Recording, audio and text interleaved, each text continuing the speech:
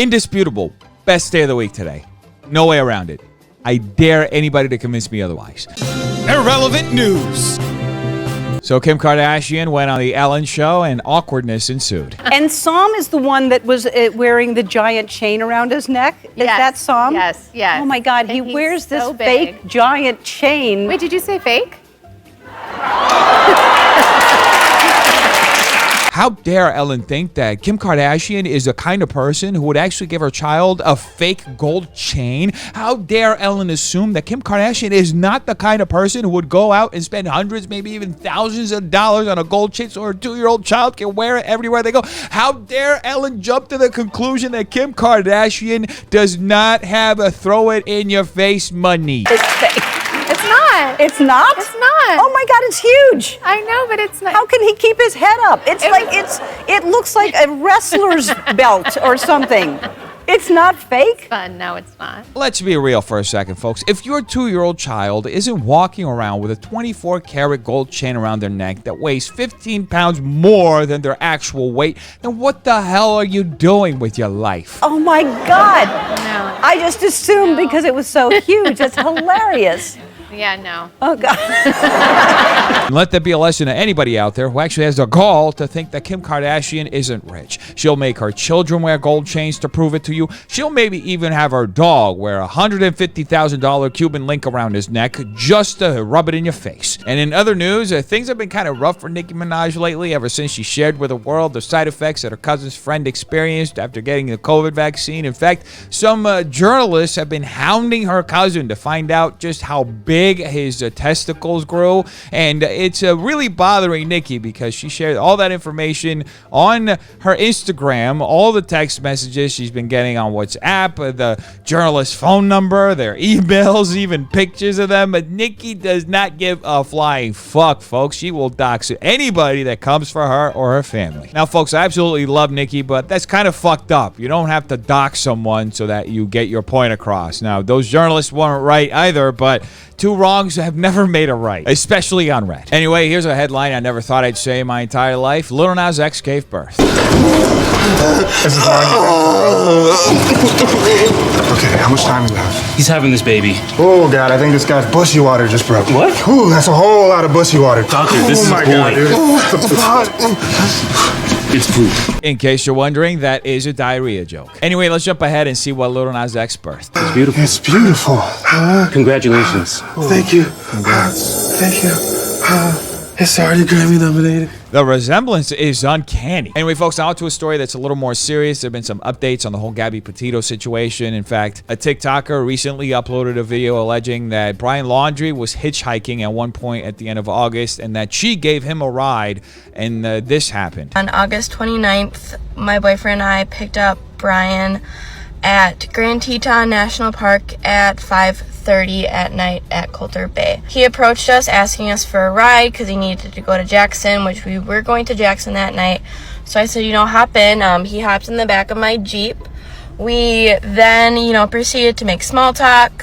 But before he came in the car, he offered to pay us like $200 to give him a ride. I don't know about you folks, but that sounds a little suspicious. The guy is traveling across the country with his girlfriend, and all of a sudden he's hitchhiking and offering random strangers $200 for the ride. I mean, I would imagine that if he's traveling around the country that he's traveling mostly using saved up money, so $200 would be a lot of money to spend on a 10-mile ride. So that is kind of a red flag. I mean, why the hell would he be just offering money to strangers like that willy-nilly? It could be a sign of desperation that he really wants this ride, but why is he desperate to have this ride? That is ultimately the question. In conversation, I brought up, we're going to Jackson.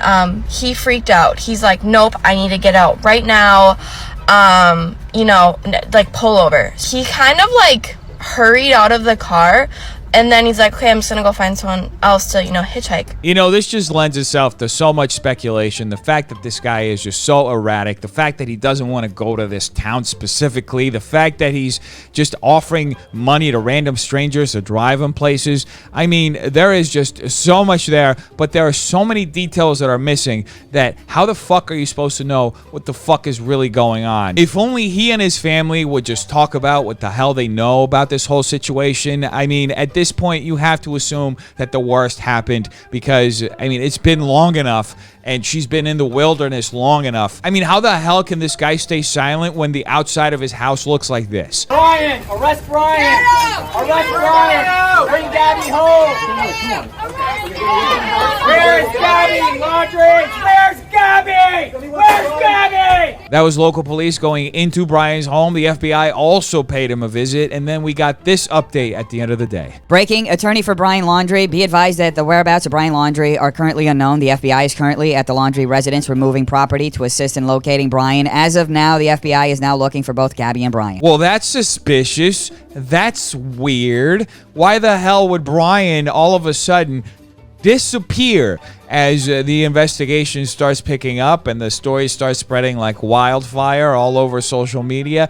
It's almost like he has something to hide. I mean, the guy might be halfway to Mexico for all we fucking know right now. And that also begs the question, what the fuck is his family doing? Did his family literally just enable his escape? Because the whole course of action from Brian and his family just lend anybody who's been following this whole thing to believe that he has some level of guilt in what happened, whether it was an accident or whether he was actually responsible for Gabby's passing. Because, folks, at the end of the day, if he actually still loved her, he would still be looking for her. And if he were completely innocent, he wouldn't be running away the moment that law enforcement starts looking at the situation. So, at this point, we just have to hope that they find him alive and that he gives them the answers that they need to find Gabby as soon as possible. The chief yesterday at the press conference, when he was asked if they knew where Brian was, he said they did.